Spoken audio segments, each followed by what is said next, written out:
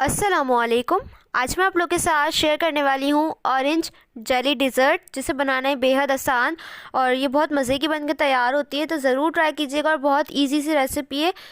हर कोई इसको आसानी से बना सकता है। बस आपने वीडियो एंड तक देखना है, स्टेप बाय स्टेप इसको फॉलो करना है। तो यहाँ पे सबसे पहले मैंने ऑरेंजेस लिए हैं 5। हमें 400 ml जो है वो ऑरेंज जूस चाहिए। तो यहाँ पे मेरे पास जो है वो जग हैगा एक जूस निकालने का, तो मैं उससे निकाल रही हूँ। अगर आपके पास ये नहीं है तो आप जो है वो इसको पील ऑफ करके और जिस तरह से आप नॉर्मल ऑरेंजेस खाते हैं वैसे करके इसकी बीज निकाल लें। और जूसर के अंदर जिसमें हम शेक वगैरह बनाते हैं उसमें आपने इनको ग्राइंड करके और इसको छान के इसका जूस निकाल लेना है। तो ये इस तरीके से भी आप कर सकते हैं, या अगर आपके पास इस तरह से कोई मशीन है या कुछ जग वगैरह तो आप इससे भी कर सकते हैं। यहाँ पे मैंने 5 ऑरेंजेस लिए थे जो कि 400 ml जूस निकला था। अगर आपके ऑरेंजेस का साइज़ जो है वो थोड़ा छोटा है तो फिर ज़्यादा भी लग सकते हैं, या आप चाहें तो कम क्वांटिटी में भी जूस को ले सकते हैं। फिर सारी चीज़ें उसी हिसाब से कम कर लिएगा। तो यहाँ पे 400 ml जो है वो जूस ले लिया, इसको एक पैन के अंदर ट्रांसफ़र कर दें।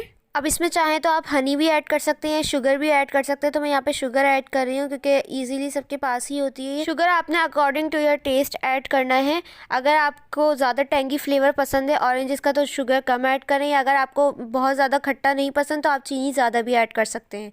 इसके बाद मैंने यहाँ पर 3 टेबल स्पून शुगर ऐड की थी।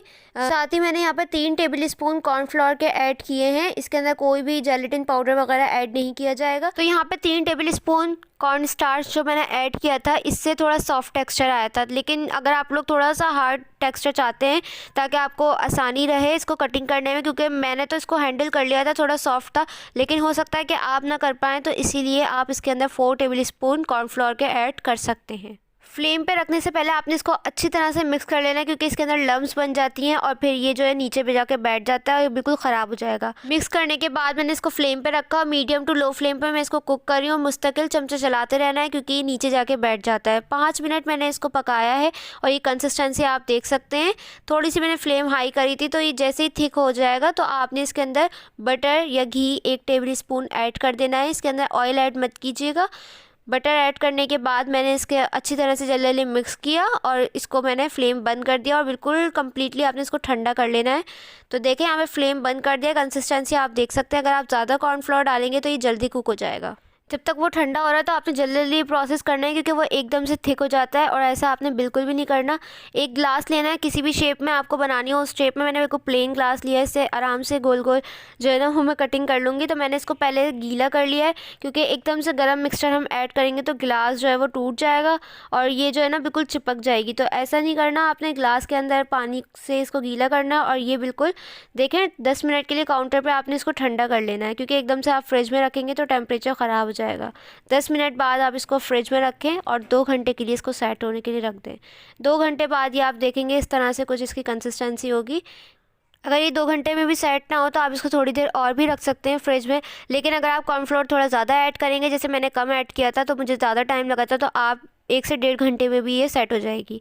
तो देखिए इसको साइड से आप ना नाइफ़ से थोड़ा सा हिला लें ताकि ये आराम से ना निकल जाए। फिर आपने इसके ऊपर थोड़ा सा डेसिकेटेड कोकोनट ऐड करना है। अभी हम बाद में भी लगाएंगे, लेकिन थोड़ा सा इसलिए ऐड करूँ ताकि आसानी से कटिंग हो जाए। अगर आप थोड़ा सा कॉर्नफ्लोर ज़्यादा ऐड करेंगे तो ये बिल्कुल भी हिलेगी नहीं जिस तरह से मेरी हिल रही है। तो आपके ऊपर है कि आप कितनी कंसिस्टेंसी रखना चाहते हैं। तो यहाँ पे देखिए मैंने एक प्लेट के अंदर पिसा हुआ खोपरा लिया है, इसके अंदर आपने इसको कोट कर लेना है। आप चाहें तो शुगर में भी कोट कर सकते हैं। जिस तरह से बचपन में मैं खाती थी तो उस पर शुगर ज़्यादातर कोट हुई हुई होती थी, जो कि बहुत मज़े की लगती थी वो भी। लेकिन मैंने इसके अंदर कोकोनट ऐड किया है, जो कि ये भी बहुत मज़े का लग रहा है। आपकी चॉइस है, आप किसी में भी इसको कोट कर सकते हैं। तो यहाँ पर आपकी जो जेली है वो बन के तैयार हो जाएगी। तो यहाँ पर मैंने इसको मिंट लीफ से सर्व किया है, जो कि बहुत अच्छा लग रहा है। इसका टेस्ट भी बहुत मज़े का होता है। ज़रूर ट्राई कीजिएगा, मुझे फ़ीडबैक दीजिएगा। आपके फ़ीडबैक का इंतज़ार रहेगा। फ़ीडबैक देने के लिए इंस्टाग्राम पे फॉलो कर सकते हैं, उसका लिंक आपको डिस्क्रिप्शन में मिल जाएगा। वहाँ पे आप लोग मुझसे पिक्चर शेयर कर सकते हैं या कमेंट सेक्शन में भी फ़ीडबैक लिख सकते हैं। तो यहाँ पे देखें टेक्सचर बहुत ज़बरदस्त हुआ है इसका। तो आपके डिपेंड करता है कि आप किस तरह का टेक्सचर रखना चाहते हैं। तो ये थी हमारी आज की रेसिपी। कैसी लगी कमेंट सेक्शन में ज़रूर बताइएगा। अगर आप लोग मेरे चैनल पर नए हैं तो प्लीज़ चैनल को सब्सक्राइब कर दें, इससे मेरी हर न्यू वीडियो का नोटिफिकेशन आप लोगों को सबसे पहले देखने को मिलेगा। वीडियो को अपने फ्रेंड्स और फैमिली के साथ इसको लाजमी शेयर कीजिएगा। मिलूंगी नेक्स्ट रेसिपी के साथ, जब तक के लिए मुझे और मेरी फैमिली को दुआओं में याद रखिएगा। अल्लाह हाफ़िज़।